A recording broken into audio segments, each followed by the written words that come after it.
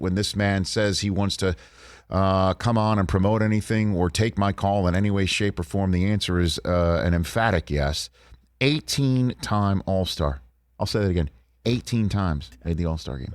18-time All-Star, Baseball Hall of Famer, and his book, One Tough Out, Fighting Off Life's Curveballs, is now available in paperback. And Still Swinging is a weekly podcast that's going to be starting later on this month with a man who's now taking to Twitter and tweeting like a high schooler getting ready for the prom.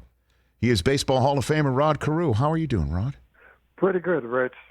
You've been tweeting. Enjoyed that conversation with you and Reggie. Yeah, that was good. Back in the day, we just replayed that for our TV-only audience, just getting ready for our radio audience to return here with you. And one of the things I talked about with Reggie, Rod, 4 summers ago was seeming to be just a new advent in Major League Baseball, that exit velocity was something so crucially important for somebody's ability to hit in Major League Baseball, or worthiness to hit in Major League Baseball, and making contact was becoming more and more extinct. Now it seems to be an epidemic in Major League Baseball. What was your exit velocity, Rod? Do you know? I don't know. I didn't even think about that. I just thought about hitting the ball and hopefully it was going to land on the green stuff in fair territory. Right. I mean, it just seems that these days it's a different style of hitting. What do you see when you watch Major League Baseball these days, Rod? Well, you're right. There, to me, the longest walk was on the field was home plate back to the dugout, dragging my bat if I struck out. Today, it's a norm. Everybody does it. They don't worry about it. And everybody's so caught up in the statistics that they're giving out there about the different things that's going on offensively today. And, there are a lot of kids that aren't home run hitters that are trying to hit the ball in the air too much, not realizing that there are no base hits up in the air unless someone misses one in the sun. I don't like it, but young players today, it seems like it doesn't bother them. What do you mean that the longest walk was from the batter's box back to the dugout after striking out? Oh, what do you mean by man, that? I tell you, there are so many things that would go through your mind. How did I miss that pitch? How did I let him get to 2 strikes? What was I thinking? All those little things. And I didn't like to have those thoughts in my mind. I just want to go back and have the positiveness that, maybe he got me out now and I'll get him the next time. Well, and then part of the issue today as well, Rod Carew here on the Rich Eisen Show, is not only is there just a lack of shame over missing a pitch and striking out, but there's now a whole conversation about what pitchers are putting on baseballs and how baseball's cracking down on it. Let's be real here. Were pitchers putting stuff on baseballs when you were playing, Rod? Oh yeah, they use sandpaper. They use thumbtacks. They use everything, and especially Gaylord. So I finally told Gaylord, I said, "You can throw me whatever you want. I'm just going to try and hit it on the dry side." But it's a long history of the game, and I don't know if you're going to take it away from these guys from the pitching part. But if you can't control that pitch, if there's some type of substance on it, you could hit someone in the face or hit someone in the head, just like what happened to Conigliaro that year that he got hit in the face that ended his career. So you wouldn't have a problem with pitchers putting stuff on the baseballs in order to get some sort of a grip, is what you're saying, Rod? No, Okay. Didn't bother me. I didn't think about those things.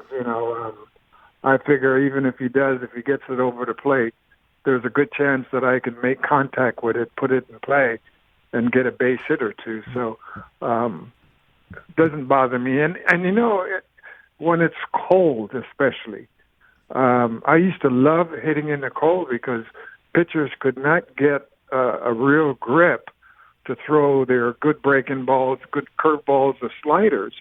So you saw a lot more fastballs in the early part of the season. So all you had to do was go up there and look fastball, and you know you were going to get a couple out of, you know, if he threw you three pitches, all three might be fastballs. So I was a dead fastball hitter, so I was just looking for that. Well, now these days, though, Rod, the pitchers are putting a substance on a glove, allegedly, reportedly, supposedly, and then eventually on the baseballs that contractors use to mold cinder blocks together, called spider tack. Would you have a problem with that? I mean, is there I guess a line between giving pitchers the ability to get a grip that's necessary for them and also for the hitter's safety, similar to what a hitter would use in pine tar to get a good grip on the base on the bat? Is there a line that can be crossed to put something considerably different than what you saw back in your day, Rod, or no? Well, you know, what I saw back in my day was guys running stuff up and down the creases of their pants or on their belt or in their belt buckle or on their hats. You know, so they had the opportunity to do all that stuff and still maintain some kind of safety in the game without drilling somebody or hurting somebody. So, you know, you also have to not take too much away from the pitchers. You know, give them the opportunity to be able to hold on to the ball and get a good rotation on the slider or breaking ball. So, you know, I just hate the complaining today, and just go out there and play ball and see what you can hit and just try and hit the pitch. It just seems it's tougher to hit stuff these days. Shifts. Did you ever get a shift, Rod? Did you ever get a shift, Rod Carew? No, I would have loved them to shift on me, especially since I hit the ball more up the middle into left field. Then I would become a pull hitter and just try and hit the ball on the ground and try and beat out some infield hits. But, you know, the shift I hate that they have today, I hate, because you have a guy in right field. Second baseman moves out to right field. Mm-hmm. And, you know, they're taking a lot of base hits away from left-handed hitters. And people are paying money to see these guys come up and, you know, hit the ball well to center field or left field and get their share of hits. But I would, if I was the commissioner, yes, I would say you go 5 feet off the infield grass and that's it. Right, and then if you're designated as a shortstop, a third baseman, you cannot be stationed to the right of second base from the point of view of behind home plate, and second base and first base vice versa, and that's it. You can't move it around. But I guess we're kind of circling around what is the issue with baseball in my mind today, Rod Carew, is that, I know that the commissioner was focused so much on the length of games and pace of play, but it's the pace of action. It's the amount of action that is missing. You're seeing a bunch of innings where there's 2 runners on because of a walk and 2 outs because of a strikeout, and nobody's put a ball in play over the span of about 5 minutes. And part of that is not just a shift, but it's also a significant focus on exit velocity, like we talked about at the top of the show. And then whatever the pitchers are putting on baseballs. I mean, we saw 6 no-hitters in the first 6 weeks of the season, Rod. And that's what I'm saying, I guess, is maybe a little bit of less of everything that I've just mentioned would be helpful. Yeah, that's true. And, you've got to tell kids that can't hit the ball out of the ballpark that they have to make adjustments. They have to learn to go the other way. You don't see that in today's game. And so they're pulling the ball a lot, hitting balls right into the shift. And I've seen so many games where they should have done the job, but they're not concentrating on doing the job, moving the runners from second to third. How many ways can you score from third base with 1 out or no outs? From second base, it's going to be hard to score on a pass ball to give you another run. But something should be done where it equals out for both the pitchers, and and also the offensive side of the game. Rod Carew, author of One Tough Out, Fighting Off Life's Curveballs, available in paperback for folks who may not know your full story and want to maybe learn more about it. Curveballs, you're not just referring to, obviously, the 12-6 variety, correct? That was snapped off your way in the batter's box, Rod? Yeah. Right? Reggie actually gave me the name for the book because I was going to have him write a little excerpt on the front page. And so when he said, tough out, I said, oh, okay, great. You've given me the name of the book. And, I appreciate it because I played with Reggie. I played against him, and he saw me as a hitter that I didn't give up. I battled all the way through the at-bat, so I appreciate it. But it's a good book. It talks about my upbringing. It talks about my youngest daughter dying from leukemia. And it also talks about the situation that I went through with having to get a new heart. And it's a book I think that will help people and let people understand that, heart disease is like the number one killer in this country. And they have to start taking care of themselves. I was fortunate because I had a widowmaker, and usually you don't live from that. So get advice and what you need to do to take care of your ticker. Otherwise, it's going to stop ticking, and you're not going to be here with us. So I've joined with the American Heart Association in trying to spread the word because I see too many younger people that are having heart problems, and they need to pay attention a lot more. Just so much to learn about you and about life through the now paperback version of One Tough Out, Fighting Off Life's Curveballs. Who's the best hitter you ever saw, Rod? Ever? Would be who? Well, one guy that I played with, Tony Oliva, because he could do so much. He could take the ball to left field, hit the ball out of the park to left field, center field, or right field. Mm-hmm. And he was just a tough out. Pitchers would tell you that they would just hope that if they throw it down the middle that he'll make an out. But we roomed together for about 12 years.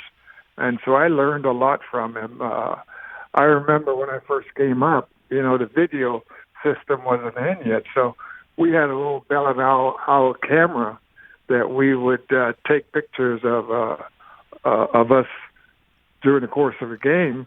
Then we'll go back to the hotel, pull the sheet off the bed, put it up on the wall, and watch ourselves hit. And so we were able to see some of the things that we were doing that we shouldn't have been doing.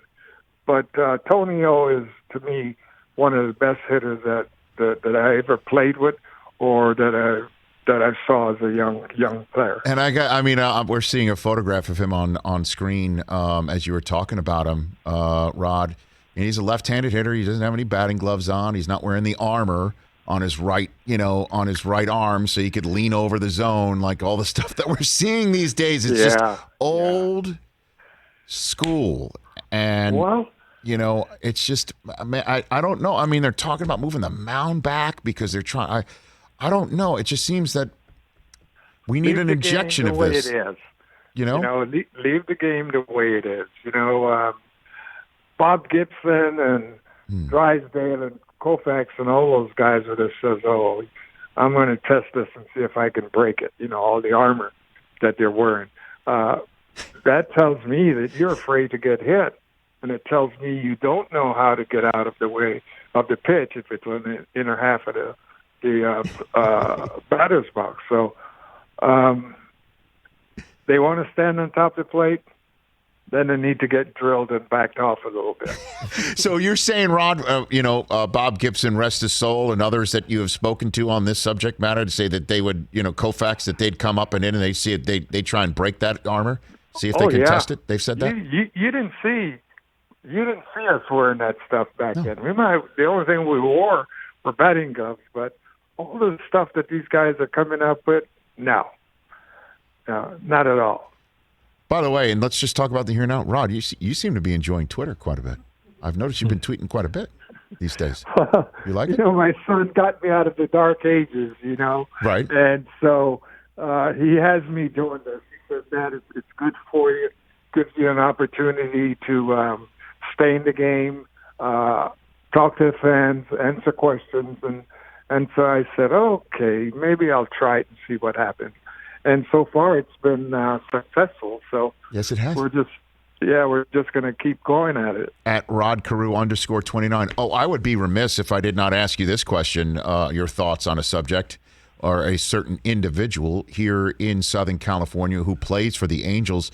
Ohtani is absolutely one of the most talented individuals I've ever laid my eyes on. I'm trying to tell my 12, 10, and 7-year-old that who we are seeing and what he is doing is truly once in a century type material that we are seeing. What do you think of watching him pitch the way he pitches and then hit the way that he hits, Rod Carew? It's amazing, Rich. I love to watch him hit, and once he's steady in the batter's box and he's not, coming off the ball a little bit, he's going to get better, and that's crazy. He can take you out of the ballpark, any part of the field. But when he does hit the ball, he hits the ball with some authority, and he drives the ball real well. He runs good, and then on the pitching side, he's got a great arm, and he's just doing a fabulous job for the Angels right now. And I hope he keeps it up because he seems to be a good kid, and you enjoy seeing young players doing things like that. Bo Jackson was the other guy that I thought could have done, the same thing, playing football and baseball and doing good at both venues. So it's great to see Ohtani, and wherever he goes, he's drawing people to the park. He's becoming a hero, and love kids. That's all I think about, Shohei Ohtani. I love it too. And so you look at him and you think he's pulling off the ball a little bit, huh, Rod Carew? You look at him and sometimes he slides that back foot, and then when he does, instead of keeping it firm on the ground, when he slides it back a little bit, it just throws him off a balance, and he sometimes ends up pulling off the pitches that I think that he should be hitting. Okay, I love it. Rod, truly appreciate this. Congrats on the book. Enjoy your pod when you start it, right? Starts later on this month. Still swinging? Yes, sir. Okay, absolutely. I look forward to hearing it, watching it, people, listening to everything you want to lay down. So I appreciate it. Congrats on the book in paperback, and let's continue these talks. Appreciate it. Thank you very much, Rich, and thanks for having me on. It's great talking to you. Anytime. That's Rod Carew right here on the Rich Eisen Show. Told Gaylord Perry, throw the ball however you wish. I'll hit the dry side of it. Hey, you watched all the way to the end. Thanks for that. Watch more right here.